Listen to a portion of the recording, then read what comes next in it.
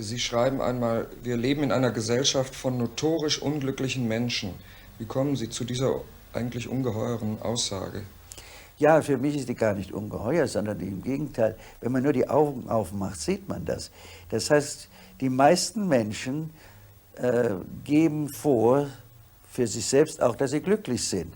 Weil nämlich, wenn man unglücklich ist, dann ist man, im Englischen würde man sagen, eine Failure, dann ist man ein Misserfolg.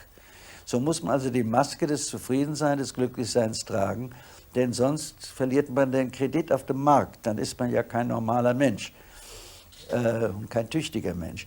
Aber Sie müssen sich doch nur die Menschen ansehen. Braucht man ja nur zu sehen, wie hinter der Maske eine Unruhe, Gereiztheit, Ärger, Depressionen, Schlaflosigkeit, Unglücklichsein, das, was die Franzosen genannt haben, die Malaise, liegt.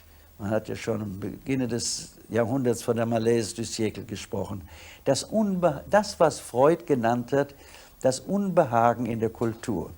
Aber es ist gar nicht das Unbehagen in der Kultur, es ist das Unbehagen in der bürgerlichen Gesellschaft, die den Menschen zum Arbeitstier macht und alles, was wichtig ist, die Fähigkeit zu lieben, für sich und für andere da zu sein, zu denken, nicht ein Instrument zu sein für die Wirtschaft, sondern der Zweck alles wirtschaftlichen Geschehens, das macht eben die Menschen so, wie sie sind. Und ich glaube, es ist eine allgemeine Fiktion, die die Menschen miteinander teilen, dass der moderne Mensch glücklich sei.